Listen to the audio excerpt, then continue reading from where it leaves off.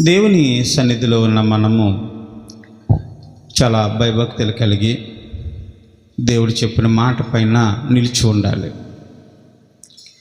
మన ఇష్టానుసారము మనం బ్రతకటానికి మనకు హక్కు లేదు.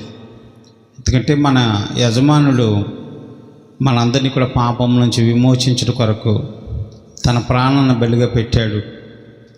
ఆ ప్రాణానికి ఉన్న విలువ ఎంత గొప్పదో దానికంటే అధికమైన విలువ కలిగినట్టు వారిగా మనందరం ఉండాలని దేవుడు కోరుకుని మరి ఈ రోజుల పరిశుద్ధులుగా మనందరినీ ఆయన సన్నిధిలో నిలబెట్టిన సమయంలో మరి విమోచించబడిన మనందరము కూడా దేవునికి దాసులుగా యజమానుడికి సరైనటువంటి సహకారులుగా మనం ఉండాలి తప్ప కానీ మన ఇష్టానుసారంగా జీవించడానికి దేవుడు మనకి అనుమతి ఇవ్వలేదు. దేవుడు కొంతమందిని ఎన్నుకుంటాడు, వారికి ఆజ్ఞాపిస్తాడు, నా ఆజ్ఞల ప్రకారం నడవండి అని చెప్పినప్పుడు ఆజ్ఞానుసారం జీవిస్తే దేవుని ఆలయంలో ఎప్పుడు కూడా అతను ఫలించిన ఒక గొప్ప వృక్షం వలె దినదినం అభివృద్ధి చెందుతాడు.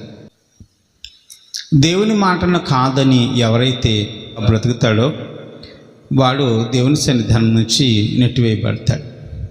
పూర్వము ఇజ్రాయేలీ ప్రజలందరికీ కూడా మరి రాజులు లేని సమయాల్లో సౌలు అనే వ్యక్తిని దేవుడు పిలుచుకుని అతన్ని రాజుగా అభిషేకించి ఆ దేశం మీద ఉంచినప్పుడు ఈ సౌలు గారు ఏం చేశాడంటే దేవుని మాట వినకుండా పాపం చేసినప్పుడు, తప్పు చేసినప్పుడు అతనికి మారుగా వేరొక రాజుని ఇజ్రాయేల్ దేశం మీద అభిషేకించాడు.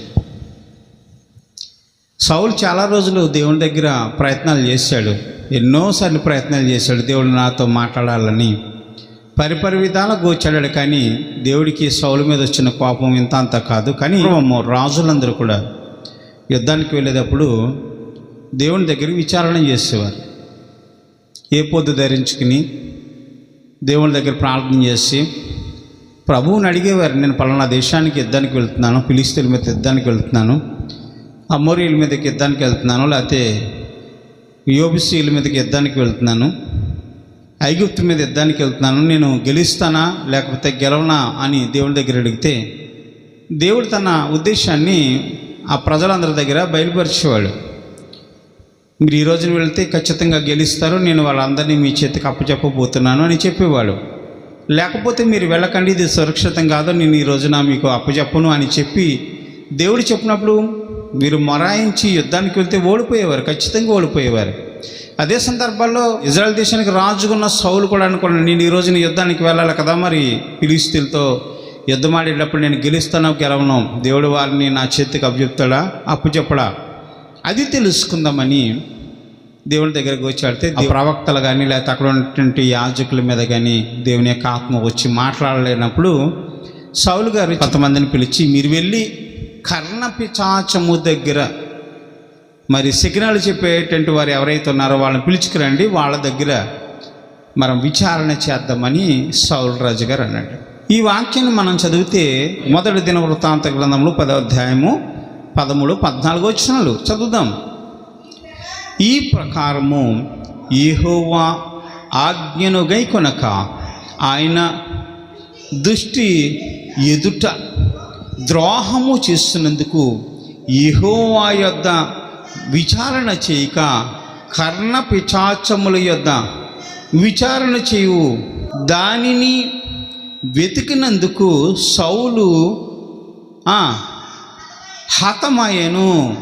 అందు నిమిత్తము యెహోవా అతనికి మరణశిక్ష విధించి రాజ్యమును యెషయి కుమారుడైన దావీదు వశము చేసెను. ఎందు నిమిత్తము దేవుడు సౌలుని చంపాడు, సౌలు యుద్ధంలో చనిపోవట కారణం ఎందు నిమిత్తం దేవుడు అతను హతమయ్యాడంటే, సౌలు ఎందు నిమిత్తం చనిపోయాడంటే అందు నిమిత్తం. ఎందు నిమిత్తము కర్ణపిశాచముల దగ్గర విచారణ చేసే స్త్రీ దగ్గరికి పోయి విచారణ చేశాడు. కాబట్టి యెహోవా యొద్ద విచారణ చేయకుండా బ్రతిమాలకుండగా ఆ బయలు దేవతలకు పూజించేటువంటి స్త్రీ దగ్గరికి, దెయ్యాల దగ్గర విచారించే స్త్రీ దగ్గరికి పోయి విచారణ చేశాడు. కాబట్టి యెహోవాను కాదని యెహోవా ఆజ్ఞను ఉల్లంఘించాడు. కాబట్టి దేవుడైన యెహోవా సౌలుకి మరణ శిక్షను విధించాడు.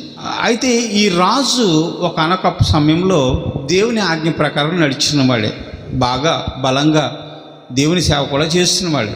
మొదటి సామ్యుల గ్రంథము 28వ అధ్యాయం 3వ వచనం, కర్ణపిశాచములు గల వారిని, చిల్లంగి వారిని, ఈ మంత్రాలు వేసే వారిని, దెయ్యాల దగ్గర విచారించేటువంటి ఎవరైతే ఉన్నారో వీరందరినీ కూడా ఆ ఇజ్రాయేల్ దేశం నుంచి సౌలు రాజుగారు అందరినీ వెళ్ళగొట్టేశాడు. దేవుడైన యెహోవా తప్ప రెండో దేవుడు లేడు, ధర్మశాస్త్రం తప్ప రెండో ఆజ్ఞ లేదు. ధర్మశాస్త్రానికి లోబడిన సౌలు గారు, అలాగే ఆ దేశంలో యెహోవా తప్పక వేరొక దేవుడు ఉండకూడదని ఆ రోజున చిల్లంగి వారు ఎవరైతే ఉన్నారో వాళ్ళని, కర్ణపిశాచాల దగ్గర విచారించేటువంటి వారు ఎవరైతే ఉన్నారో, మాంత్రికులు ఉన్నారో వారందరినీ కూడా దేశం నుంచి వెళ్ళగొట్టేశారు. కొంతమందిని అయితే చంపేసేవారు. ఆ దేశంలో అలా చేస్తూ ఊరుకోరు, ఎందుకంటే దేవుడు ఒక్కడే, ఆయన తప్పి వేరొకడు ఉండటానికి లేదు. కాబట్టి వీళ్ళందరినీ వెళ్ళగొట్టిన ఈ రాజుగారే తిరిగి మరి ఎక్కడికి వెళ్ళాడంటే, తిరిగి ఆ కర్ణపిశాచాల దగ్గర విచారణ చేసే ఒక స్త్రీని ఆశ్రయించాడు. ఇది దేవునికి కోపం రగిలించేది. మన విశ్వాసంలో దేవుని దగ్గర ఉంటూ ఉంటాం, దేవుని దగ్గర మరి బలమైన సేవ చేస్తూ ఉంటాం, బలంగా పాటలు పాడుతుంటాం, దేవుడు అంటే చాలా ఇష్టపడతాం. కొన్ని సందర్భాల్లో మనం గతి తప్పి మత్తిపోయి దెయ్యం పట్టిందనో లేకపోతే భూతం పట్టిందనో ఆ మాంత్రికుల దగ్గరికి పోయి రచ్చరేకులు కట్టుకుంటూ ఉంటాం. క్రైస్తవులు చాలామంది చేస్తూ ఉంటారు. చాలామంది ఆ చిల్లంగి వారి దగ్గరికి పోతారు, లేకపోతే సిగ్నల్ చెప్పేటువంటి వారి దగ్గరికి పోతారు. ఇది దేవునికి విరోధమైనటువంటిది, దేవునికి నచ్చంది. దేవుడు ఒక్కడే. రచ్చరేకు గొప్పదా, మన విశ్వాసం గొప్పదంటే మన విశ్వాసమే గొప్పది, రచ్చరేకు గొప్పది కాదు. దేవుడు గొప్పవాడా లేకపోతే మాంత్రికుడు గొప్పవాడంటే, మాంత్రికుడి కంటే గొప్పవాడు దేవుడు. దేవుని యందు విశ్వాసం ఇచ్చిన మనము, దేవుని పైన ఆనుకున్న మనము, దేవుని కోసము, దేవుని ఆజ్ఞ కోసం, దేవుని యొక్క మహాశక్తి కోసం మనం కనిపెట్టుకుని ఉండాలి తప్ప కానీ దారి తప్పి మనం కొన్నిసార్లు పక్కకు పోతే ఖచ్చితంగా సౌలు గారికి ఎటువంటి మరణశిక్ష విధించాడో అటువంటి మరణశిక్ష మనకు కూడా దేవుడు విధిస్తాడు. చిల్లంగి వారు, మాంత్రికులు ఇటువంటి వారు ఎవరు కూడా దేవుని రాజ్యంకు రారు, దేవుని రాజ్యంకు హక్కుదారులు కాదని ప్రకటన గ్రంథం చెప్తుంది. అయితే మనం ఎలా ఉండాలంటే విశ్వాసముతో ఉండాలి.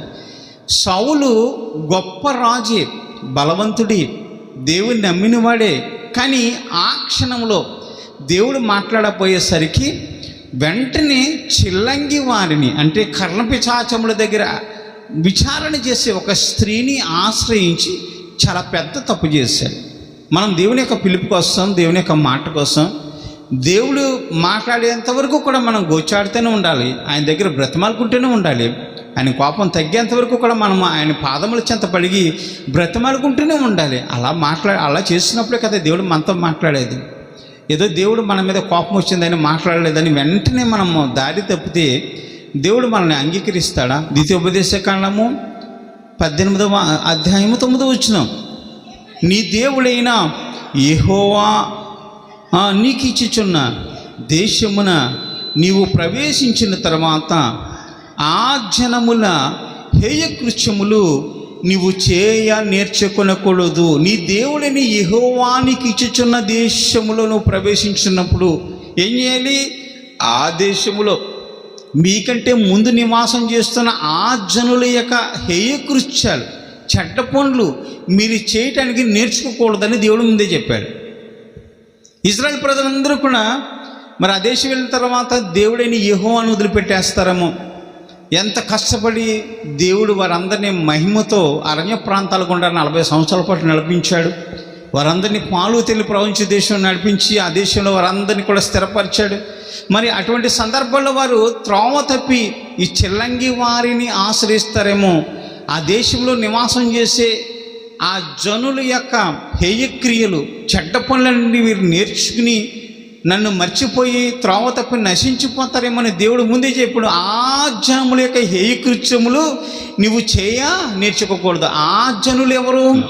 ద్వితీయోపదేశకాండము 7వ అధ్యాయం 1వ వచనం, నీవు స్వాధీనపరుచుకున్న బోవు దేశములోనికి నీ దేవుడైన యెహోవా నిన్ను చేర్చి బహుజనములను, అనగా సంఖ్యకును బలమునకు నిన్ను మించిన హిత్తీయులు, గిల్గాషీయులు, అమోరీయులు, కనానీయులు, పెర్జియులు, హివ్వీయులు, యోబుసీయులు 7 జనములు నీ దేవుడిని యెహోవా నీకు ఇచ్చుచున్న దేశమున నీవు ప్రవేశించిన తర్వాత ఆ జనముల హేయకృత్యములు నువ్వు నేర్చుకొనకూడదు అన్నాడు. వారు ఏం చేస్తున్నారు? ఆ హేయకృత్యాలు ఈ 7 జాతుల వారు.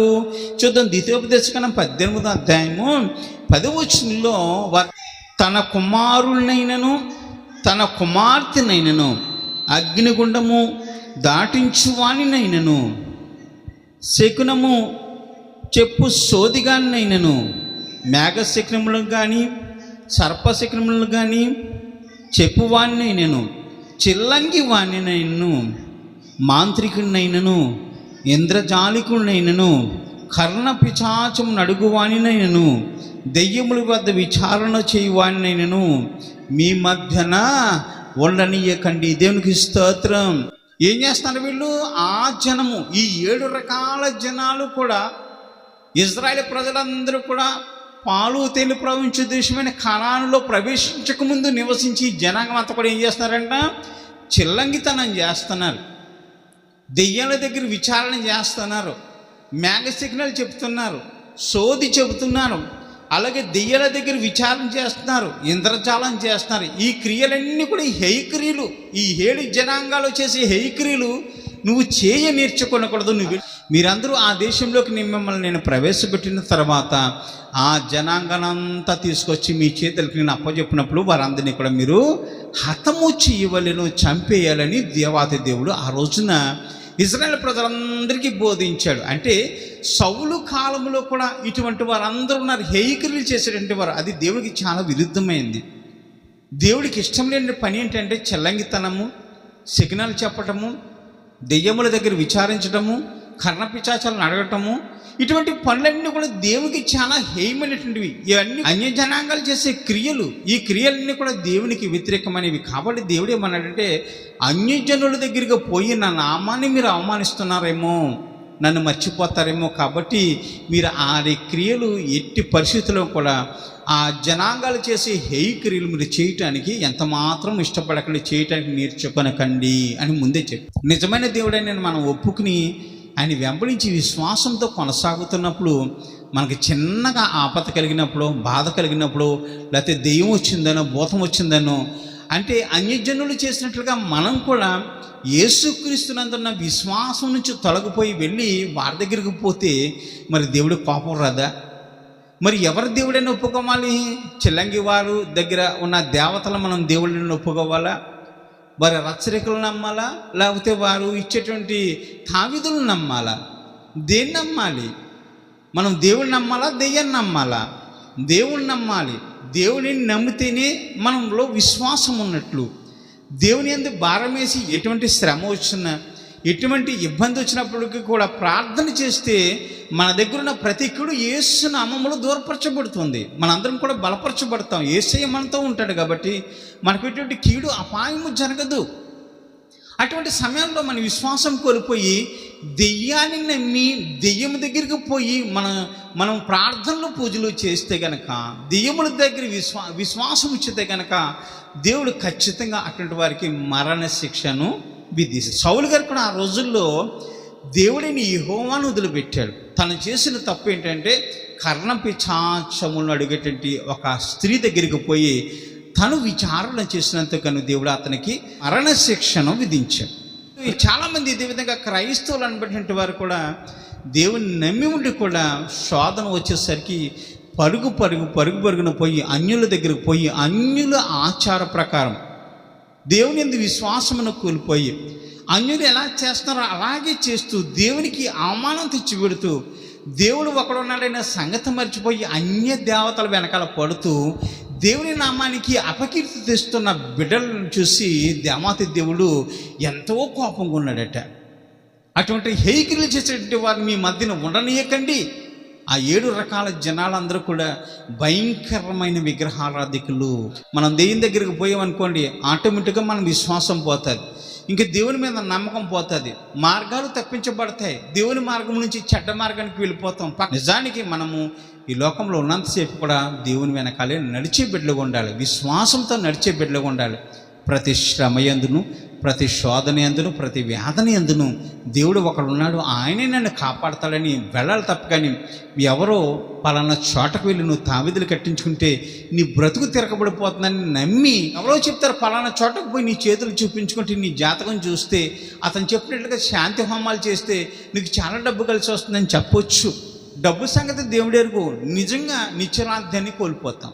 చేసే చెడ్డ పనులన్నీ కూడా దేవునికి విరోధమైనవి. చెడ్డ పనులు చేసేటువంటి వారిని దేవుడు తన రాజ్యమునకు రానియడండి. దేవుని రాజ్యమునకు వెళ్ళాలంటే మొట్టమొదటిగా మనం దేవుని పరిపూర్ణమైన విశ్వాసము కలిగి ఉండాలి. శ్రమ అయినా వేదనని ఏ సమయంలో అయినా సరే నీవు నాతో ఉన్నావని విశ్వాసం కలిగి ఉండటం నేర్చుకోవాలి. దేవునికి స్తోత్రం. చూడండి, షడ్రకు, మేషకు, అబేద్నెగో అని ఈ ముగ్గురు వ్యక్తులు కూడా మరి బబులోను దేశంలో ఉన్నప్పుడు ఒక విగ్రహాన్ని నిలబెట్టి ఆ రాజుగారు అన్నారు, నా విగ్రహానికి మీరు మొక్కండి అన్నాడు. మా దేవుడికి తప్ప దేవా మీరు వేరొక దేవుడికి మొక్కనే మొక్కం. నిజానికి మా దేవుడు కాపాడినా కాపాడకపోయినా పర్వాలేదు, కానీ మా దేవుడికి తప్ప వేరొక దేవుడికి మొక్కనే మొక్కం అని అంటే ఆయన అన్నాడు, అక్కడ ఉన్నటువంటి అగ్నిగుండంలో మీ అందరిని వేస్తే మొత్తం మీరందరూ ఖాళీ బూడిదైపోతారంటే మేము చనిపోయినా పర్వాలేదు దేవా, మేము చనిపోయిన పర్లేదు రాజా, మేమేమైపోయినా పర్వాలేదు, కానీ మేము మాత్రం మా దేవుని విడిచిపెట్టాం. ఎట్టి శ్రమనైనా సరే మేము ఎదుర్కొంటాం, మా దేవుడు మాతో ఉన్నాడు అని నమ్మిక, విశ్వాసం కలిగి ఏడింతలు వేడి చేయబడినటువంటి అగ్నిగుండంలోకి ప్రవేశించడానికి ఇష్టపడ్డారు. వారి విశ్వాసాన్ని కోల్పోయారా? విశ్వాసాన్ని కోల్పోలేదు.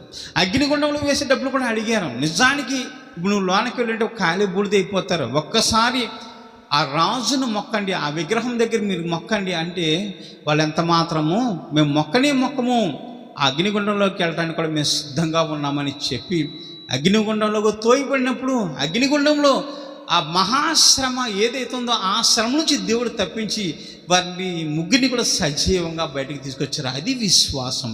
దేవుడు కాపాడినా కాపాడకపోయినా మా దేవుడు తప్ప వేరొక దేవుడు లేడని చక్కటి విశ్వాసంతో ఎవరైతే ఉంటారో వారితో ఎప్పుడు దేవుడు నడుస్తాడు, వారిని బలపరుస్తాడు. నిత్య రాజ్యంలో వారిని తన సింహాసనం పక్కనే సింహాసనాలు వేసి కూర్చొని పెడతాడు. మన విశ్వాసము కోల్పోయిన రోజున ఖచ్చితంగా మనకు మరణ శిక్షను విధిస్తాడు. మన రాజ్యం ఏదైతే ఉందో మనం పొందబోయే రాజ్యం ఏదైతే ఉందో పరలోక రాజ్యం, ఆ రాజ్యం తీసి వేరొకరికి ఇస్తాడు. మనం ఎక్కడికి పోతాం? మన రాజ్యంకి ఒకరికి తీసి ఇచ్చేస్తే మనం ఎక్కడికి పోతాం? పోయేది నరకానికే, నిత్యాగ్ని దండనకి.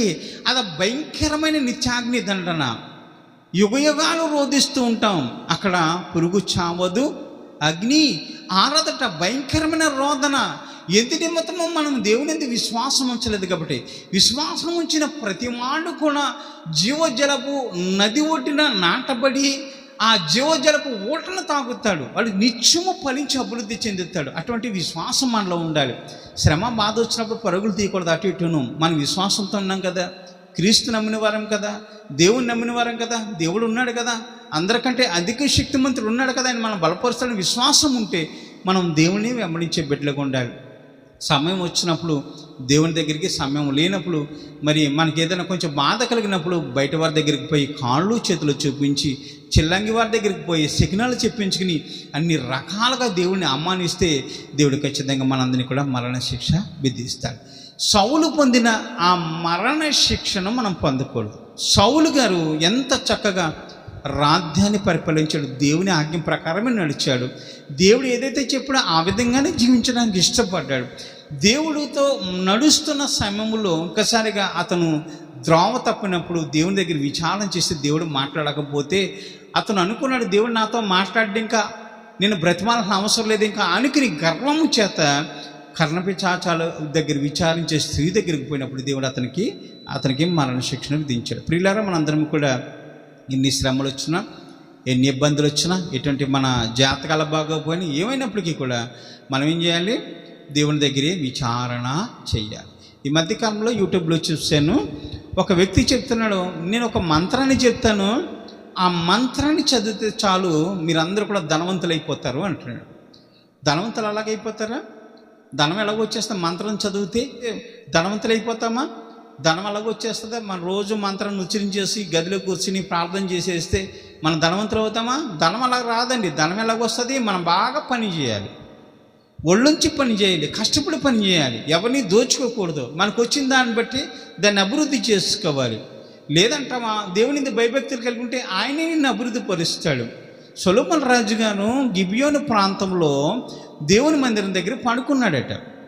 ఆ రాత్రి దేవుడు సొలొమోను అడిగాడు, సొలొమోనా నీకు ఏం కావాలి అని అడిగితే సొలొమోను గారు అన్నాడు, నా తండ్రి రాజ్యాన్ని నాకు ఇచ్చావు, అయితే ఇంతమంది ప్రజలందరినీ కూడా పరిపాలించడానికి తగిన జ్ఞానం లేదు, వివేచన లేదు నా దగ్గర, దయచేసి జ్ఞాన వివేచన నాకు దయచేయమని దేవుడిని అడిగినప్పుడు దేవుడు అన్నాడు, సొలొమోనా నువ్వు రాజ్యాలను అడగలేదు, రాజులను అడగలేదు, శత్రు ప్రాణాన్ని అడగలేదు, ధనాన్ని కూడా నువ్వు అడగలేదు, కాబట్టి నీకు అన్నీ కూడా సమస్తం ఇస్తున్నాను అన్నాడు. దేవునికి స్తోత్రం.